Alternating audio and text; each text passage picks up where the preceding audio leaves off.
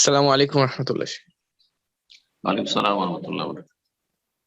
জি, শেখ, আমি বাংলাদেশ থেকে বলছিলাম। আমার প্রশ্নটা হচ্ছে শেখ, সলাতে শেখ, জামাতে সলাতের সময় ইমামের কেরাতে যদি শেখ লাহানুল জালি থাকে, আহ, এটা জানার পরও কি তার মানে ইক্তেদা করা আমার জন্য কি জায়েজ হবে? আর সালাত চলাকালীন যদি এরকম ভুল দেখা যায়, তাহলে আমার করণীয় কি? সূরাতুল ফাতিহা ফরজ। সূরাতুল ফাতিহা ফরজ, ইমামের জন্য ফরজ। আর একাকী সালাতের একাকী ব্যক্তির জন্য ফরজ, আর মুক্তাদির জন্য সঠিক মতে ফরজ। আর জেহেরি সালাত যদি হয়, যারা বলছেন মুক্তাদির জন্য ফরজ নয়, শোনা শোনা এবং ফরজ। শোনাটা হচ্ছে পড়ার বিকল্প, তো শোনাটাও তো সহি হইতে হবে। সুতরাং সূরাতুল ফাতিহাতে যদি লাহানে জালি থাকে, মানে বড় ধরনের ভুল, লাহানে জালি মানে এমন বড় ভুল যে ভুলের কারণে অর্থ পাল্টে যাচ্ছে, সেটা হরকতের ভুল হোক, যে ফাতার জায়গায় আপনার কাসরা বা দম্মা পড়ে নিল, জের জবর পেশ উল্টো পাল্টা করে পড়লো, অথবা হা কে হা পড়ে দিল, জিম কে যা পড়ে দিল, যাতে অর্থ বদলে যাবে, অর্থ পরিবর্তন হয়ে যাবে, এইরকমটা যদি হয় তাহলে সালাত হবে না। তাহলে সালাত হবে না, ইমামের সালাত হবে, মুক্তাদির হবে না।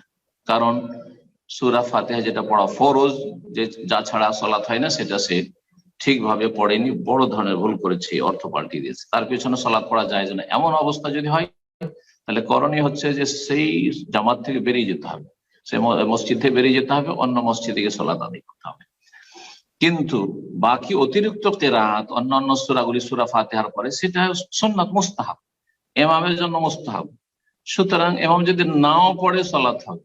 সুতরাং যদি না পড়ে যখন সালাত হবে, ওলামারা ফুকাহারা বলেছেন, তাহলে যদি লাহানে জালি করে, তা তো আপনার সালাতের ক্ষতি নেই। আর তারও সালাতের ক্ষতি অবশ্যই একটা দিক আছে, যে ভুল পড়ছে, সে গুনাহগার যদি তার ত্রুটি থাকে। কিন্তু অনেকে আছে, বয়স হয়ে গেছে, ইমামের বয়স হয়ে গেছে, অথবা আর বয়স নাই শিখার, সে তার উচ্চারণ ভারী হচ্ছে, সে শুদ্ধ করতে পারছে না, হয়তো আল্লাহ তাকে মাফ করতে পারেন। আর এই ক্ষেত্রে সালাতের কারো ক্ষতি হবে না, মানে সালাত নষ্ট হবে না, ইমামেরও নষ্ট হবে না, আর মুক্তাদিরও নষ্ট হবে না। তো কোন সূরাতে কোন কেরাতে লাহানে জালি করছে, এটা দেখার বিষয়। আবার বলছে সূরা ফাতিহাতে লাহানে জালি বড় ভুল থাকে, তাহলে সালাত হবে না।